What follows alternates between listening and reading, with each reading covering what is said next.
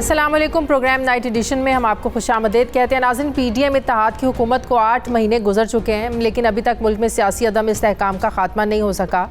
ना तो पॉलिटिकल जमातों ने इंतज़ामी, मुआशी और सियासी बहरान के खात्मे के लिए कोई मुज़ाकरात की और ना ही आपसी चपकलिश के खात्मे के लिए कोई संजीदा कोशिशें की गई हैं। मगर अब ऐसा लगता है कि शायद सियासी डेडलॉक की बर्फ़ पिघलने लगी है और गैर यकीनी की फ़ज़ा भी छट रही है, क्योंकि वज़ीर दाखिला राना सनाउल्लाह ने कहा है कि सदर मुमलिकत आरिफ अलवी अपना किरदार अदा करने की कोशिश कर रहे हैं। शायद इसी वजह से राना साहब गैर मशरूत मुज़ाकरात की दावत भी दे रहे हैं।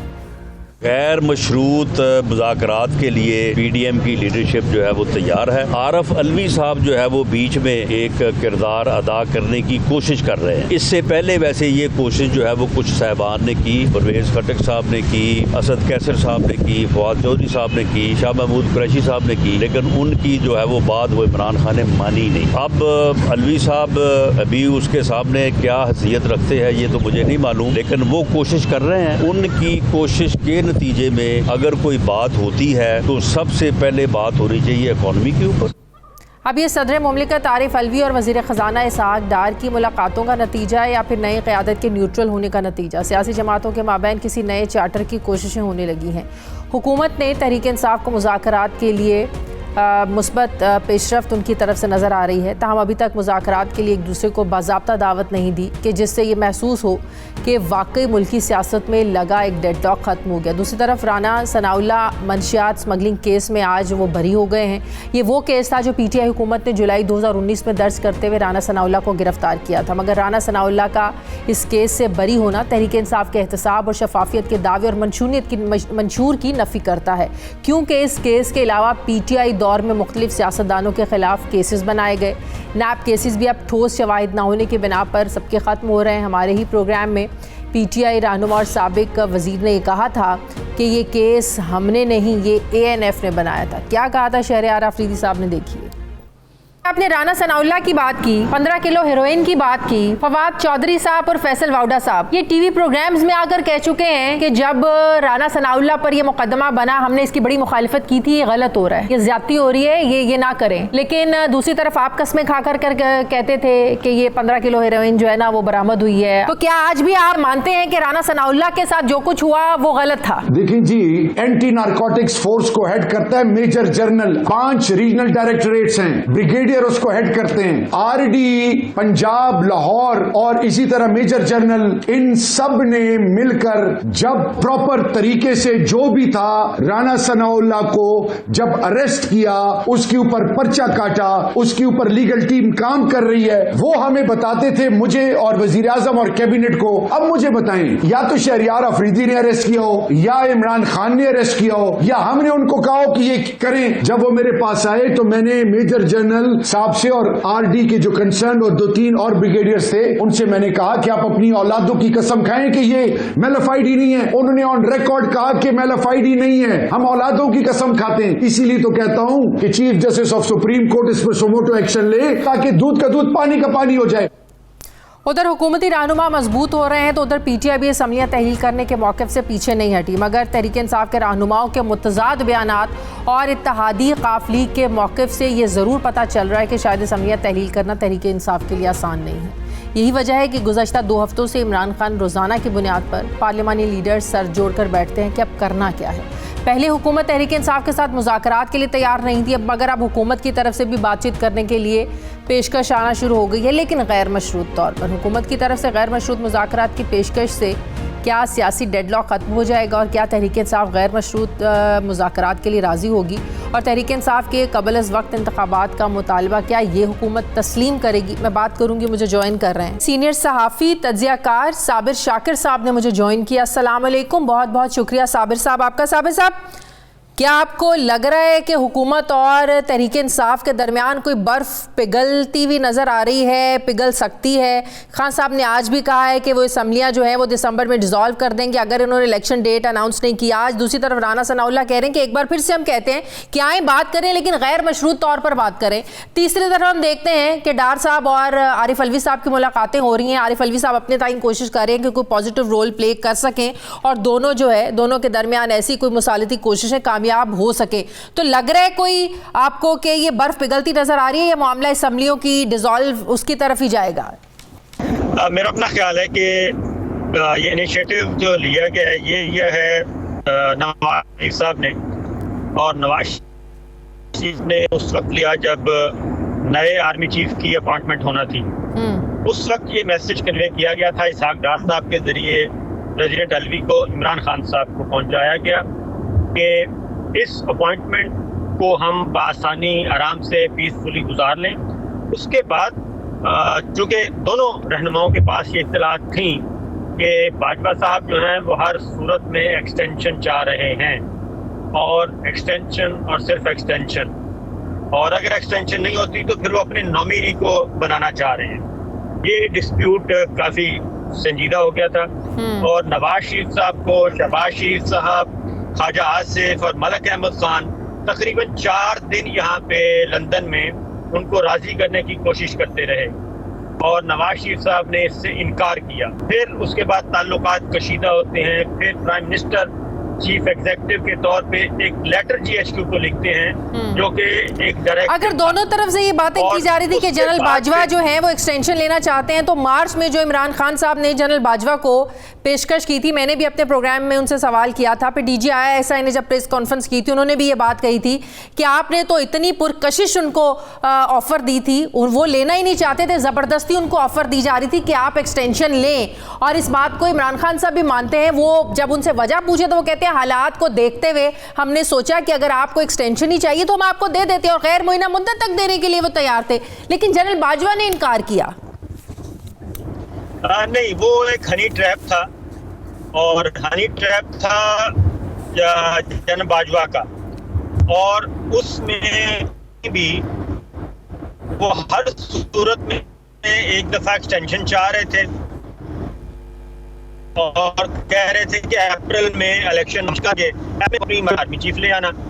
तो उस बाद भी जो चीज़ें सामने आई यही था कि बाजवा साहब मार्च अप्रैल के बाद भी उन्होंने कंटिन्यू करना था। वो एक सिर्फ स्पेस लेना चाह रहे थे कि एक दफ़ा मार्च अप्रैल तक जाएं और गवर्नमेंट लेके आएँ, केयर टेकर शहबाज शरीफ साहब को भी फारिग करें, और फिर तवील दौरानिए का सेटअप और वो टेक्नोक्रेट्स और ये सारी चीज़ें, ये इंफॉर्मेशन नवाज शरीफ साहब तक भी पहुंची। और फिर पाकिस्तान तहरीक इंसाफ ने भी, इमरान खान साहब को भी कुछ साहिब मशवरे आए कि ये एक हनी ट्रैप है बाजवा साहब का, इससे बचना चाहिए। और नंबर 2, इंस्टीट्यूशन के अंदर से ये मैसेज कन्वे किया गया कि ये एक्सटेंशन का चैप्टर क्लोज करें और आगे बढ़े। एक्सटेंशन का दूर दूर तक कोई ऑप्शन नहीं है विद इन इंस्टीट्यूशन।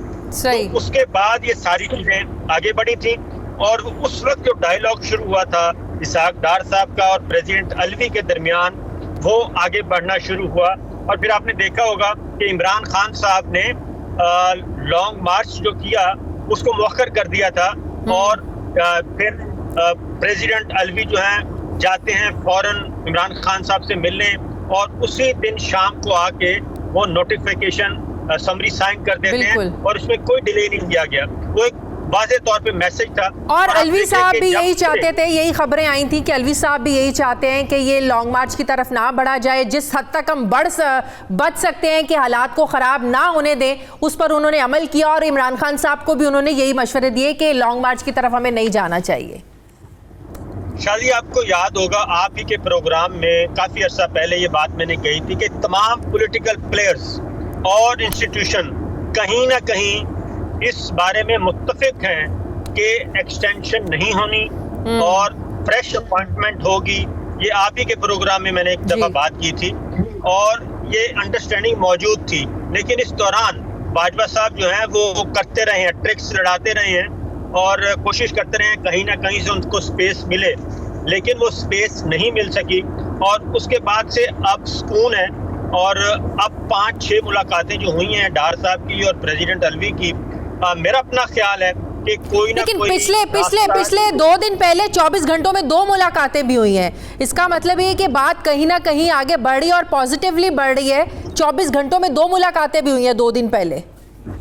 बिल्कुल ऐसा ही है और उसकी रीज़न है कि ये दोनों, अगर दोनों बड़ी मेन पॉलिटिकल पार्टीज यही हैं, एक नंबर 1 पे है, एक नंबर 2 पे है, और क्योंकि बाकी जो पीपल्स पार्टी, मौलाना फजलुर रहमान, MQM, ये छोटे ग्रुप्स हैं, इनके अपने अलग से दास्तान है और अलग अलग इनके अपने टारगेट्स हैं, वो मैच नहीं करते।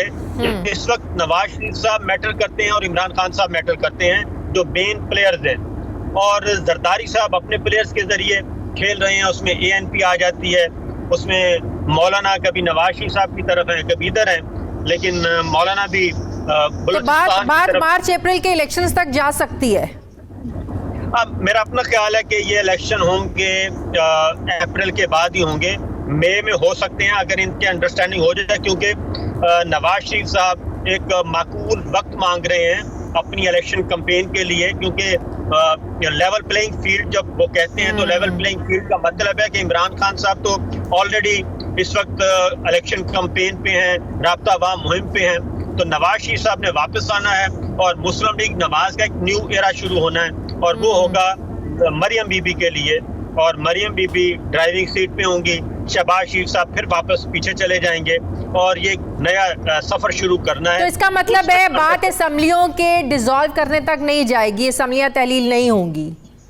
मेरा अपना ख्याल है असेंबलियां डिसॉल्व नहीं होंगी और इन दोनों के दरमियान कोई ना कोई अंडरस्टैंडिंग हो जाएगी।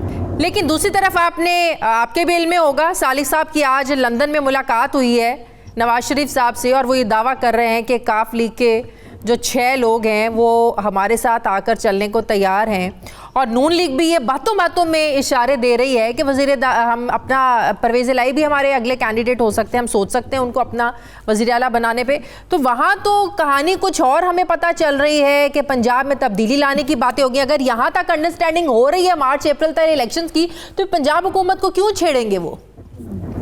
देखिए, जरदारी साहब जो खेल खेल रहे हैं ना, वो अपनी एक तो गवर्नमेंट, सिंध गवर्नमेंट बचाना चाहते हैं और वो इस गेम में इन रहना चाहते हैं, और वो चाहते हैं कि किसी भी तरीके से ये गवर्नमेंट पूरी हो, और नवाज शरीफ साहब को मनाने की कोशिश कर रहे हैं। और उसकी रीज़न ये है कि जितना अरसा भी मुस्लिम लीग नवाज की गवर्नमेंट, फेडरल गवर्नमेंट चलेगी, इनका वोट बैंक और मसाइल, क्योंकि इकोनॉमी की सूरत हाल हमारे सामने है, इन्होंने कोई रिलीफ देने की पोजीशन में नहीं है। जरदारी साहब का है कि ये जितना इसको लंबा खींचा जाए, इसमें इमरान खान साहब भी ज़रा उनकी मकबूलियत कम हो और PMLN का जोर टूटे, और इसी दौरान दरमियान में जो बाजवा साहब और जरदारी साहब के दरमियान असल खेल था कि वो पियानी मॉडल वापस लाया जाए, न पीपल्स पार्टी हो, साथ JUI, MQM और ANP, ये सारे के सारे इकट्ठे हो के साथ काफ लीग, इन सब को मिला के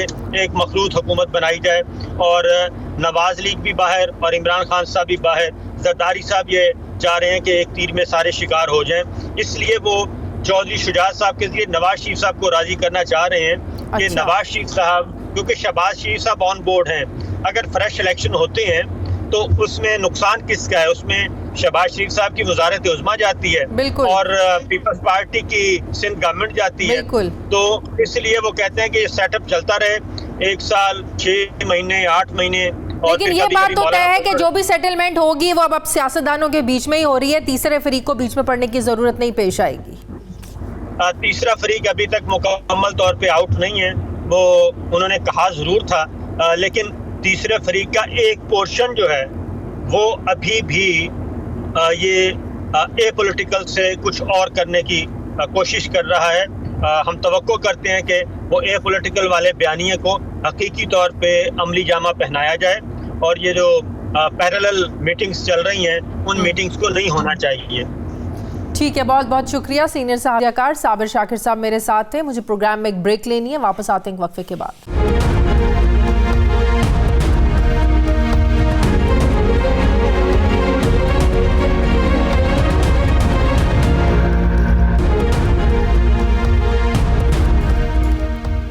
ब्रेक के बाद एक बार फिर से आपको खुशामदीद कहते हैं। तहरीक इंसाफ की रहनुमा अंदलीब अब्बास साहिबा मुझे ज्वाइन कर रहे हैं। अस्सलाम वालेकुम, बहुत बहुत शुक्रिया अंदलीब साहिबा आपका। अंदलीब साहिबा, सबसे पहले तो ये बताइएगा कि आप लोगों का जो एक बयानिया था एहतसाब को लेकर, करप्शन के ख़ात्मे को लेकर, और जितने नून लीगी रहनुमाओं पर केसेस बने, अब देखें कि डेली मेल से भी शहबाज शरीफ साहब को जो है वो उन्होंने बाकायदा तौर पर माफ़ी मांगी है। दूसरी तरफ आज राना सनाउल्लाह साहब मंशियात स्मगलिंग के उस केस में जिसमें शहरयार आफरीदी साहब कस्में खाया करते थे और कहते थे कि बड़ा मजबूत केस है, सारे सबूत है और मैं एक एक करके सारे सबूत पेश करूंगा। फिर बाद में एक ऐसा वक्त आया कि तहरीक इंसाफ को ये लगना शुरू हो गया कि राना साहब के साथ ज्यादती हुई है, गलत केस बने, और फिर बाद में शहरयार आफरीदी ने भी हमारे प्रोग्राम में ये बात कही कि ये जो केस था ये ANF ने उन्होंने बनाया था। तो आपको लगता है कि आपका ये बयानिया बिल्कुल गलत साबित हो गया है करप्शन को लेकर, एहतसाब को लेकर?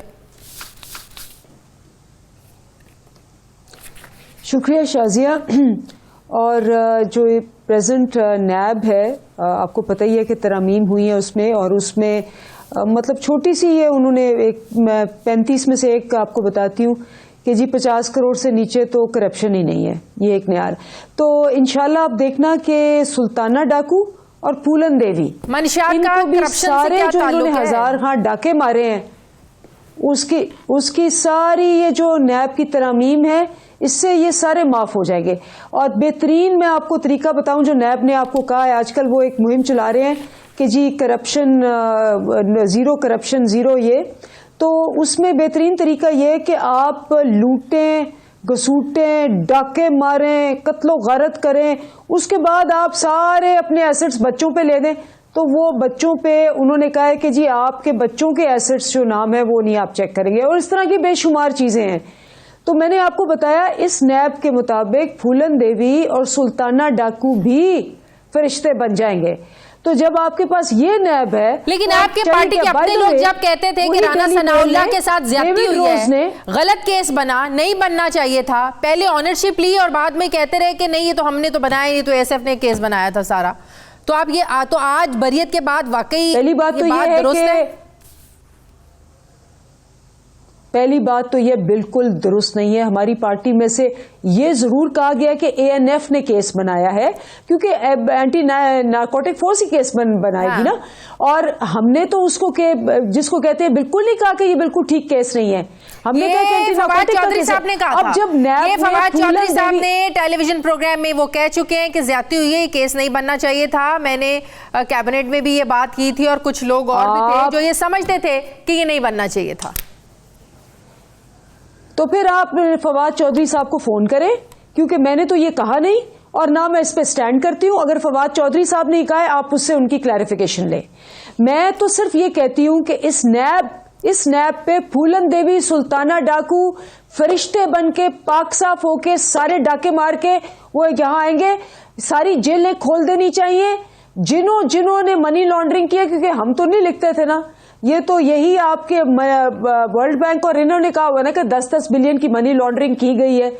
और ये सारे केसेस तो हमने नहीं, 95% केस, आपको पता है जितना नैब में था 95% केस नवाज शरीफ ने इस पे जरदारी पे, और जरदारी नवाज शरीफ, आपको याद नहीं है चौधरी निसार की 1.5 घंटे की कॉन्फ्रेंस, जब उन्होंने बताया कि जो जरदारी साहब है जिन पे सारे केस माफ हो गए हैं, उन्होंने बाकायदा टिकटें दिखाई कि अयान अली 81 दफा 2 महीने में दुबई गई है। आप सब ने वो टेलीवाइज की लाइव टेलीकॉन्फ्रेंस है और उसकी रसीदें दिखाई। तो ये केस तो इन्होंने चले यहाँ की सेटलमेंट तो हो गई। लंदन में डेली मेल ने कैसे सेटलमेंट कर ली? क्या आप लोगों के नजदीक वो भी एक सेटलमेंट की है शहबाज शरीफ ने? देखें जबरदस्त, या अब मेरी बात सुन लेना। उसने डेविड रोज ने आज क्लैरिफिकेशन दे दी ना, उसने कहा कि जी हमारा केस तो नैब के ऊपर बेस था, तो जब नैब ने ही उनको माफ कर दी है तो हमने उसमें किया, लेकिन बाकी सारे जो मनी लॉन्ड्रिंग वाले हैं, उन्होंने कहा वो जो अर्थक्वेक फंड्स वाला था जो जिसमें डिफिड इन्वॉल्व थी, उस पे जो कि नैब ने माफ कर दी है, तो हम उसकी नहीं अब करेंगे परस्यू, लेकिन जो बाकी केस है जिस पे हरजाना किया हुआ है उन्होंने, वी स्टैंड बाय दैट। खुद डेविड रोज की आज आई है, इसलिए पहले मिठाइयां ना खाया करें। इस जमात को पहले मिठाइयां खा खा के और डंडोरे पीट पीट के डबल परेशानी और शर्मिंदगी होती है। इसमें कोई शक नहीं है कि हम वो अकाउंटेबिलिटी ना कर सके, क्योंकि आपको भी पता है कि नैब का इदारा जो था वो इमरान खान के नीचे नहीं था। अगर इमरान खान के नीचे होता तो हम हमेशा यही कहा करते थे ना कि कम से कम 250 बंदा पकड़ा जाता, जो कि पिछले 50 साल से हमेशा छूट जाता है मुकमुका के जरिए। नैब को कोई और चला रहा था, किसी और का प्रेशर था? बिल्कुल इस्टेब्लिशमेंट चला रही थी। इस्टेब्लिशमेंट, खान साहब ने कहा है कि इस्टेब्लिशमेंट से इशारे आते थे कि रुक जाओ, इस्टेब्लिशमेंट से इशारा आता था कि ये केस मत करो, इस्टेब्लिशमेंट से इशारा आता था। उसके बाद आपको पता है इलेक्शन कमीशन, ये सब ये सारा तो खान साहब आपको बता चुके हैं। इक़्तिदार में आकर दोबारा हुकूमत लेकर इतनी जो आप जंग लड़ रहे हैं, इतनी जो जिद्दोजहद कर रहे हैं, फिर ये तो सिस्टम ऐसा ही है। अभी आप पिछले 4 सालों में नहीं ठीक कर सके इस नैब को, इन इदारों को, तो आगे क्या करेंगे आप लोग? देखिए, बड़ा क्लियर था, हमारी थिन मेजॉरिटी थी और उस वजह से हमें वो आज़ादी नहीं थी, हर दफ़ा एक मुश्किल पेश आती थी। इसका इलाज वही है कि आप 2/3 मेजॉरिटी से आए। अभी जो मकबूलियत है, आपके अपने जो जितने भी एनालिस्ट हैं वो कह चुके हैं कि जी 2/3 नहीं 3/4 मेजॉरिटी से पीटीआई जीतेगी। अभी भी देखें, इस वक्त पीटीआई के ऊपर पूरी ताकतें हैं खिलाफ, इस्टेब्लिशमेंट, इलेक्शन कमीशन, गवर्नमेंट, 13 जमातें, ब्यूरोक्रेसी, पावर, पैसा, सब कुछ लगाया हुआ है और अवाम एक तरफ खड़ी है और वो एक तरफ खड़े और सारे इंतखाबात हार रहे हैं। 3rd 4th से आप कैसे जीतेंगे? उस इलेक्शन कमीशन के नीचे जिस पर आपको एतमाद नहीं है, जिस पर आपको भरोसा था ईवीएम, वो है नहीं, तो 3rd 4th से जीतेंगे कैसे आप लोग? देखिए, ये मैं चूंकि वो पंजाब का 20 सीटों का इलेक्शन मैं हैंडल कर रही थी, तो मुझे ये आखिरी रात तक आप मीडिया वाले भी और बाकी भी बड़े तसल्ली से मुझे कहते थे, देखिए आप अपने आप को हल्कार ना करें, क्यों आप इतना अपने आप को ख्वार कर रही हैं, आपकी 6 सीटें हैं, हम जो बता रहे हैं हमें बता दिया गया, उधर से आई है, उन्होंने बताया फोन करके। मैं उनको यही कहती थी कि आप कह रहे हैं ना 6 सीटें हैं, एक अल्लाह भी ऊपर बैठा हुआ है, जितना हमने एफर्ट किया है, ये धांधली भी करें, धांधला भी करें, स्टफ बॉक्स में भर दें, हम जीतेंगे और इंशाल्लाह हम जीतेंगे। 15 सीटें हमने ली बावजूद धांधली के, क्योंकि अवाम खड़ी है। आप अवाम के समुंदर को नहीं रोक सकते। कितनी गोलियां मारेंगे? आपने हम पे 13 गोलियां मारी, आपने अरशद शरीफ का मुंह बंद करने की कोशिश की, आज हर घर से अरशद शरीफ की आवाज निकल रही है। आज उसकी बूढ़ी माँ जो बीमार है वो पहुंच गई है आपके ऊपर। अब मुझे बताएं क्या करेंगे? किस 7 फील्ड में छुपेंगे? किस घर में जाके आप पीछे छुपेंगे? आपका ये हाल है कि आप अपने घर से नहीं निकल पाते, आप किसी रेस्टोरेंट में नहीं जा पाते। टीवी चैनल्स पर आप लोग इतना सख्त मौकिफ लेते हैं और पीछे आप लोगों की बातचीत भी चल रही है, तो क्या आप लोगों के रवैये बातचीत को खराब नहीं करते? मेरी बात सुने, बातचीत किस चीज पे चल रही है? बातचीत एक चीज पे कि इलेक्शन की डेट दे, ठीक है ना? वो वाली बातचीत नहीं चल रही कि चल तू NRO 2 ले ले तो मैं NRO 3 की बात करता हूं। ये जो आपका नैब में NRO 2 का पूरा प्लॉट हुआ है, मैं आपको यकीन से दिला सकती हूं कि आज सुल्ताना डाकू भी कहीं से आ जाएगा, वो भी नैब से ऐसा पाक साफ होके निकलेगा कि आप उसको अगला प्राइम मिनिस्टर बना देंगे। नहीं तो अलवी साहब की क्या बातचीत चल रही है जो आप कह रही हैं कि NRO ज़ाहिर है NRO ना कोई दे सकता है, ना किसी में देने की सकत है, ना ताकत है, आप सियासतदान तो नहीं दे सकते, तो क्या फिर बातचीत चल रही है डार साहब की अलवी साहब से?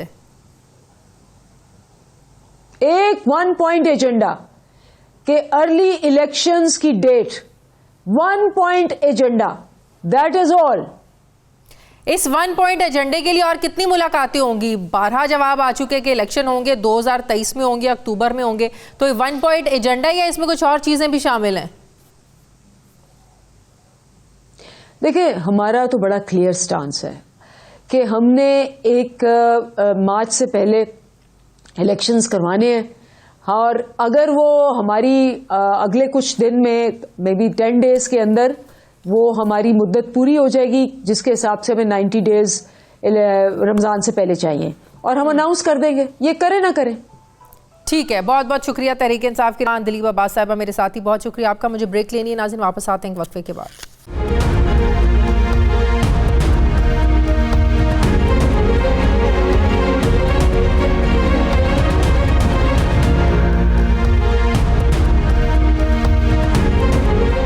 ब्रेक के बाद एक बार फिर से आपको खुशामदीद कहते हैं। नाज़रीन, चौधरी सालिक हुसैन की लंदन में मियां नवाज शरीफ से मुलाकात हुई है। वहीं वज़ीर आला पंजाब चौधरी परवेज़ इलाही के हवाले से भी ये खबरें आ रही हैं कि मुस्लिम लीग नवाज़ उन्हें अपना वज़ीर आला बनाने पर तैयार है, लेकिन उन्हें डबल गेम से निकलकर वाज़ेह सामने आना होगा। अब ज़राए ये बता रहे हैं कि चौधरी परवेज़ इलाही और चौधरी शुजात हुसैन के साथ ताल्लुकात में जो एक गैप था, जो एक खलीज पैदा हुई थी, वो भी अब ख़त्म हो रही है और ताल्लुकात बहाल भी होना शुरू हो गए हैं। एक अखबार में ये दावा किया गया कि मुलाकातें तो हो रही हैं मगर अभी कोई सियासी गुफ्तगू नहीं हुई। तो यहाँ सवाल ये पैदा होता है कि अगर सियासी बातचीत नहीं हुई तो मुस्लिम लीग नवाज़ फिर कैसे परवेज़ इलाही को वज़ीर आला मानने पर राज़ी हो गई, और क्या परवेज़ इलाही भी ये मानेंगे? क्योंकि चौधरी परवेज़ इलाही के मुस्लिम लीग नवाज़ से डायरेक्ट राब्तों की कोई ख़बर अभी तक सामने नहीं आई है। और तस्वीर का दूसरा रुख ये बताता है कि मोनस इलाही ने अपने हालिया बयान में मुस्तक़बिल में भी तहरीक इंसाफ के साथ चलने का ही बयान दिया है। वज़ीर आला हाउस में उन्होंने व्लॉगर से कुछ दिन पहले मुलाकात की मोनस इलाही साहब ने, और कहा कि इमरान खान जो कहेंगे वही होगा, ये अटल है, इलेक्शन के मुतालबे पर कोई समझौता नहीं होगा, मौजूदा सियासी सूरत हाल में इलेक्शन ही वाहिद हल है। मोनस इलाही ने यह भी कहा कि कुछ लोग शायद ये नहीं चाहते कि PTI और काफ लीग साथ चलें। वालिद साहब इमरान खान के साथ देरपा चलना चाहते हैं, और बज़ाहिर तो वज़ीर आला परवेज़ इलाही भी यही कह रहे हैं कि जब भी इमरान खान कहेंगे मैं असम्बली तहलील करने में बिल्कुल भी देर नहीं करूँगा। चौधरी परवेज़ इलाही की डबल गेम का तो पता नहीं, लेकिन डबल खबरें ज़रूर आ रही हैं जिनमें बड़ा तजाद भी नज़र आ रहा है। क्या चौधरी बरादरान के ताल्लुकात में बहाली का मतलब परवेज़ इलाही का मुस्लिम लीग नवाज़ से ताल्लुकात बहाली भी लिया जा सकता है? अगर परवेज़ इलाही एक मरतबा फिर PDM के पास मिठाई खाने चले जाते हैं तो क्या तहरीक इंसाफ का पंजाब असम्बली तहलील करने की जो हिकमत अमली है ये धरी की धरी रह जाएगी, और फिर ऐसे में क्या तहरीक इंसाफ के पास वाहिद ऑप्शन सिर्फ इस्तीफ़े देना ही रह जाएगा? चौधरी बरादरान की गेम अगर डबल नहीं तो फिर है क्या? मैं बात करूंगी मुझे मुस्लिम लीग काफ के रहनुमा वफाकी वज़ीर चौधरी सालिक हुसैन साहब ज्वाइन करें। अस्सलाम वालेकुम, बहुत बहुत शुक्रिया चौधरी साहब आपका। सालिक साहब, आपकी मुलाकात हुई आज लंदन में मियां नवाज शरीफ साहब से, क्या अहम पैगाम था चौधरी शुजात हुसैन साहब का? और पंजाब हुकूमत गिराने के हवाले से क्या नून लीग बिल्कुल इस बात पर तैयार है कि वो अपना वज़ीर आला लाना चाहते हैं, अपनी हुकूमत कायम करना चाहते हैं पंजाब में? बिस्मिल्लाहिर्रहमानिर्रहीम जी, पहली बात तो ये कि जी इस हवाले से पंजाब में हुकूमत गिराने के या उस हवाले से कोई इस तरह की बातचीत नहीं हुई जी। तो मैं क्योंकि लंदन रुका था 2 दिनों के लिए, तो वाले साहब से बात हुई तो उन्होंने मुझे कहा कि आप जो हैं वो मियां नवाज शरीफ साहब से मिलें और उनकी खैरियत दरियाफ्त करें और मेरी तरफ से भी उनका हाल पूछेगा। सियासी मामलात पर भी तो ज़ाहिर है यकीनन कुछ ना कुछ तो गुफ्तगू हुई होगी, मौजूदा सियासी सेटअप को लेकर, इलेक्शंस को लेकर, तहरीक इंसाफ के जो मुतालिबात हैं उनको लेकर। इलेक्शंस में मियां साहब का बड़ा क्लियर मौक़िफ़ था कि वो तो चाहते थे कि उसी वक्त इलेक्शन हो जाते जिस टाइम पे हुकूमत चेंज हुई थी, लेकिन जो टाइम आगे गेन होता रहा उसकी वजह से फिर ऑब्वियसली कुछ कीमतें इनको बढ़ानी पड़ी, कुछ ऐसे इक़दामात करके गए हुई थी गवर्नमेंट के जो ऑनर करने पड़े इनको IMF से बाकी मामलात, तो उसमें ऐसे फंसते चले गए कि अब इनका यही मौक़िफ़ था कि हम हालात सिचुएशन थोड़ी बेहतर करें उसके बाद इलेक्शन हो। तो मतलब कि मियां साहब को ये रियलाइजेशन है कि मौजूदा वक्त में अगर फौरी इलेक्शंस हो जाते हैं तो ये नून लीग के लिए बहुत नुकसानदेह होगा। नहीं, फौरी इलेक्शंस की मतलब कोई वजह मुझे समझ नहीं आ रही थी कि मेरे ख्याल में पंजाब के जो हमारे CM हैं परवेज़ इलाही साहब, उन्होंने भी यही कहा है कि मार्च तक तो भूल जाएं और हो सकता है मुद्दत से भी ऊपर चले जाएं इलेक्शन, शायद टाइम से भी बाद में आऊँ। तो मेरे ख्याल में शायद PTI का भी यही मौक़िफ़ होगा, इसी वजह से वो बयान ये दे रहे हैं। लेकिन PTI तो ये चाहती है ना कि अगर आप लोग ये लोग नहीं मानते हैं अर्ली इलेक्शंस का, मार्च अप्रैल तक की डेट को अनाउंस नहीं करते हैं तो वो इसी महीने में तोड़ दें जी, डिसॉल्व कर देंगे। बिल्कुल कर दें जी, कोई इशू नहीं उसमें, तो तैयार हैं सारे उसके लिए। तो इसका मतलब है सिर्फ 2 सूबों में इलेक्शंस होंगे। मियां साहब की भी यही सोच है, वो भी यही चाहते हैं कि अगर तहरीक इंसाफ डिसॉल्व कर देती है तो यही फिर 2 ही सूबों में इलेक्शंस होंगे, सेंटर में या कहीं और इलेक्शंस नहीं होंगे, सारे हर जगह जनरल इंतखाबात नहीं होंगे। मेरा ख्याल है वो उसके लिए तैयार हैं कि जी अगर वो डिसॉल्व करना चाहते हैं तो ज़रूर कर लें, कोई इशू नहीं है उसमें। फेडरल गवर्नमेंट मेरे ख्याल में उस टाइम पर डिसीजन लेगी कि वेदर सब जनरल इलेक्शन की तरफ जाना है या सूबों में कराना। नहीं तो अगर ये सब कुछ बिल्कुल ये फैसला PTI ने करना है जी, गवर्नमेंट ने थोड़ी करना। ठीक नहीं, अगर ये नून लीग की तरफ से या मियां नवाज शरीफ की तरफ से ये सब चीज़ें तय हैं कि वक्त पर इंतखाबात होंगे, मुद्दत आगे भी हो सकती है, मार्च अप्रैल तक कुछ नहीं है, तो फिर ये डार साहब की और आरिफ अलवी साहब की मुलाकातें, फिर इनका एजेंडा क्या है, फिर इसके पीछे क्या चल रहा है? टू बी ऑनेस्ट मेरा नहीं ख्याल जी कि कोई इलेक्शन के मुतालिक कितनी कोई लंबी डिबेट की ज़रूरत है। इलेक्शन करवाने या नहीं करवाने, दो ही चीज़ें हो सकती हैं। तो हो सकता है किसी और चीज़ पर मामलात पे बातचीत चल रही। तो अगर दोनों सूबों में अभी इलेक्शंस हो जाते हैं, आपको भी पता है कि एक पीटीआई की ज़ाहिर है हवा तो चल रही है, लोगों के अंदर पीटीआई का जो बयानिया है और इमरान खान की जो बुलंदी है इस वक्त, वो उनके बिल्कुल उससे कोई इनकार नहीं है, उनकी पॉपुलैरिटी से कोई इनकार नहीं कर सकता, इवन कि उनके ओपोनेंट्स भी ये बात करते हैं। तो क्या फिर सेंटर के जो इंतखाबात होंगे, अगर तहरीक इंसाफ पंजाब में भी गवर्नमेंट बना लेती है, केपीके में भी बना लेती है, तो कल को मसाइल नहीं होंगे? ज़ाहिर है इनकी हुकूमत होगी, इनकी मशीनरी होगी, इलेक्शंस लड़ना। देखिए ये जो सेंटिमेंट होते हैं जी, ये बहुत जल्द चेंज भी हो जाते हैं। मैंने तो बड़ा अपने सामने बड़ा क्लियरली देखा है। फरवरी में हमारे कोलीग्स ही पीटीआई के दोस्त हमारे साथ बैठते थे और कहते थे कि जी अगर इलेक्शन हो गया अगले 2-4 महीने में तो पता नहीं हमारा क्या बनेगा। ये उनके सेंटिमेंट्स थे फरवरी और जनवरी के अंदर। अवाम भी यही कि बहुत महंगाई है, बहुत मसले हैं, बहुत ये है वो है। मार्च के बाद अप्रैल में सेंटिमेंट चेंज हो गया जी, फिर हवा यहाँ की चल पड़ी कि नहीं। तो अगर पीटीआई जाती है इलेक्शनों में तो कम से कम कोई चीज़ तो लेके जाएगी ना जी, क्योंकि कि हमने 3.5 साल में ये परफॉर्मेंस दी, हमने ये काम किए। इसी तरह ये गवर्नमेंट अगर 8 महीने कुछ टुवर्ड्स दी एंड मार्च अप्रैल में कोई अच्छी परफॉर्मेंस, लोगों की महंगाई कम होती है, लोगों की ज़िंदगी आसान होती है, मईशत मुस्तहकम होती है, तो इनके पास भी कुछ होगा इलेक्शन में जाने के लिए। तो एटलीस्ट हम क्या ये बात दुरुस्त है? इनका नजर नहीं आता बयानिया सिवाय इसके कि इलेक्शन, मतलब इनको चाहिए लोगों को बताएं भी तो सही ना कि हमने 3.5 साल में ये किया। आपको नहीं लगता लोग तो इस वक्त जो हुकूमत कर रहे हैं उनसे पूछेंगे ना, जो सर पे बैठे हुए उनसे पूछेंगे? तो इसीलिए ना जी, इसीलिए वो चाहते हैं कि हमें कम से कम इतना टाइम तो मिले कि हम थोड़ी सी स्टेबिलिटी ला के उसके बाद इलेक्शन की तरफ जाएं। क्या ये बात दुरुस्त है कि देखें ना, सिर्फ देखें अभी दूसरी तरफ हमारा मुकाबला सिर्फ इस बात से है कि एक बयानिया के ये एक बैरूनी साजिश थी जिसको बाद में उन्होंने खुद ही उसकी तरदीद कर दी कि बैरूनी साजिश नहीं थी। इसके अलावा क्या है हमारे पास या पीटीआई के पास इलेक्शन में जाने के लिए? क्या ये बात दुरुस्त है कि मोनस इलाही और परवेज़ इलाही साहब की बज़ाहिर तो वो कह रहे हैं कि इमरान खान के साथ खड़े हैं, लेकिन असम्बलियाँ तहलील करने के नंबर 1 वो हक में नहीं है, और दूसरा ये कि कोई अगर उनको ऑफ़र होती है या आप लोगों के हलकों में ये चीज़ सोची जा रही है कि उनको अपनी तरफ लाकर और वज़ारत आला फिर सौंप दी जाए, बिल्कुल पहले वाली एपिसोड रिपीट की जाए? इसमें ना जी मैं समझता हूँ काफ़ी ट्रस्ट डेफिसिट पैदा हो चुका है।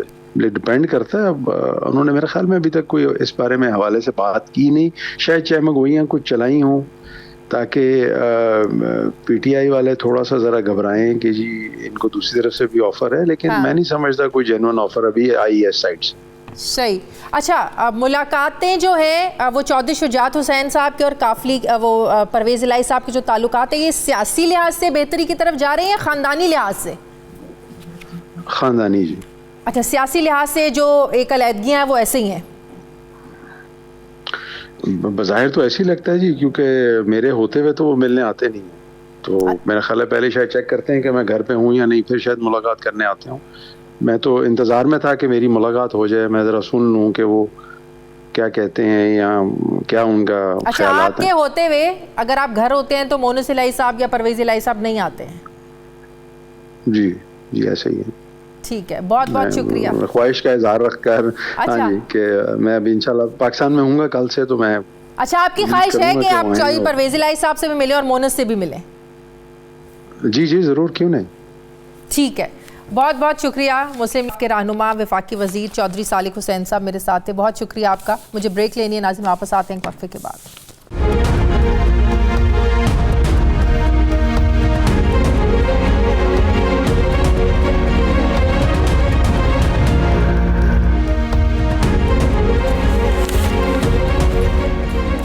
ब्रेक के बाद एक बार फिर से आपको खुशामदीद कहते हैं। नाज़रीन, मुल्क के डॉलर्स यानी ज़र मुबादला के ज़खायर कम हो रहे हैं, जबकि IMF से कर्ज़ की अगली किस्त मिलने के आसार भी अभी तक उसमें भी कोई मुस्बत ख़बर सामने नहीं आई है, क्योंकि IMF के वफ़द ने अभी पाकिस्तान का दौरा ही वो अभी तक प्लान नहीं किया। स्टेट बैंक परेशानी की घंटी बजा रहा है कि ज़र मुबादला के ज़खायर 4 साल की कम तरीन सतह पर आ गए हैं। इस वक्त स्टेट बैंक ऑफ पाकिस्तान के पास तकरीबन 6 अरब 71 करोड़ डॉलर रह गए हैं, जो 2019 के बाद से सबसे कम है।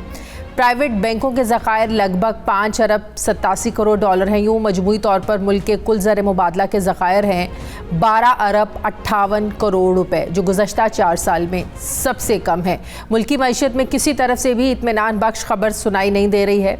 एक तरफ फ्यूल प्राइसेस बढ़ रही हैं तो दूसरी तरफ बिजली और गैस की लोड शेडिंग का खात्मा नहीं हो सका है, जिससे फैक्ट्रियों का जो पहिया है ये चलता मुमकिन नज़र नहीं आ रहा है। यही नहीं बल्कि सेल्स टैक्स रिफंड की मद में सनतकारों के 250 अरब रुपए फंस गए हैं। हुकूमत की तरफ से सेल्स टैक्स रिफंड ना होने से एक्सपोर्टर्स को टेक्सटाइल मिल्स चलाने में दुश्वारी का सामना है। हुकूमत डॉलर्स बचाने के लिए एलसीज नहीं खोल रही है, जबकि रुपए के मुकाबले में डॉलर की कदर भी कम नहीं हो रही है, जिससे महंगाई का ग्राफ मुसलसल ऊपर जा रहा है। तो ऐसे में कारोबार को कैसे फ़रोग़ मिलेगा? वर्ल्ड बैंक की ताज़ा तरीन रिपोर्ट के मुताबिक पाकिस्तान को तरसीलात में 7.7% तक कमी हो सकती है, जबकि आलमी इदारे भी मुल्की मईशत को लेकर परेशान कुन आदाद शुमार जो हैं ये बता रहे हैं। मगर स्टेट बैंक ऑफ पाकिस्तान और वजारत ख़जाना दोनों मुतमईन है कि न सिर्फ कर्ज़ की वापसी मुकर्ररा वक्त पर होगी बल्कि पाकिस्तान डिफ़ॉल्ट भी नहीं करेगा। इसलिए एक तो IMF से मामला तय पाने के लिए हुकूमत मुतहरिक है और दूसरी तरफ दोस्त ममालिक से भी ताउन के लिए कहा जा रहा है। सऊदी अरब से भी 3 अरब डॉलर कर्ज मिलने की खबरें सामने आ रही हैं। अगर सऊदी अरब इमदाद दे देता है तो रवा माली साल में जून के अख्ताम तक 16 अरब डॉलर कर्ज की किस्त वापस करने में आसानी हो जाएगी। मगर सवाल यह है कि मुल्की मईशत चलाने के लिए कब तक IMF, वर्ल्ड बैंक जैसे आलमी मौशी इदारों समेत दोस्त ममालिक से हमें उधार मांगने की ज़रूरत पड़ती रहेगी। इसी पे बात करने के लिए मुझे ज्वाइन करें हमारे मौशूआत डॉक्टर फ़ारूक सलीम साहब। अस्सलाम वालेकुम, बहुत शुक्रिया डॉक्टर साहब आपका। डॉक्टर साहब, सबसे पहले तो ये बताइएगा कि ये डॉलर कहाँ जा रहे हैं सारे? डॉलर किसी को ज़रूरत भी है, किसी ने बाहर जाना है, डॉलर नहीं मिल रहे हैं, कोई 250 का भी डॉलर देने को तैयार नहीं है। ये डॉलर्स कहाँ जा रहे हैं सारे? देखिए, डॉलर की जो आउटफ्लो और इनफ्लो हम कहते हैं, यानी कि इखराज और आमद, आप अगर देखिए कि पाकिस्तान की सालाना जो इखराज होते हैं डॉलर्स के, वो 70, 75, 80 बिलियन की हम इंपोर्ट कर लेते हैं और 20-22 बिलियन की हमने कर्जाजात की वापसी करनी है। तो लगभग 100 अरब डॉलर का सालाना इखराज है इस मुल्क के अंदर। अब उसके सामने जो आमद हो रही है वो 30 बिलियन डॉलर की हम एक्सपोर्ट करते हैं। लगभग 30 बिलियन डॉलर जो पाकिस्तानी वर्कर्स बाहर काम करते हैं वो रेमिटेंसेस की शक्ल में वापस आ जाता है। तो आमद जो है वो सिर्फ 60 अरब की है। तकरीबन 35 से 40 अरब का डॉलर्स का सालाना फर्क पड़ता है इखराज और आमद में। तो हिसाब तो सिंपल है। अब कहाँ ये जाता है कि डॉलर स्मगल हो रहे हैं अफगानिस्तान में, यकीनी बात है हो रहे होंगे, लेकिन उनकी मिकदार जो है वो मैं नहीं समझता हूँ कि इतनी बड़ी है, क्योंकि वो ओपन मार्केट से जाते हैं और ओपन मार्केट का जो अपना साइज है वो मैं नहीं समझता हूँ कि 25-30 मिलियन डॉलर रोजाना से बड़ा है। जो बड़ी मार्केट है जिसको हम इंटरबैंक कहते हैं वो लगभग 450। तो हुकूमत एलसीज भी इसी वजह से नहीं खोल रही है क्या? जी, दोबारा सवाल दोहरा दीजिए। हुकूमत एलसीज भी इसी वजह से नहीं खोल रही है कि डॉलर्स बाहर ना जाएं? हुकूमत के पास डॉलर्स ही नहीं बचे हैं, खजाना तकरीबन खाली है।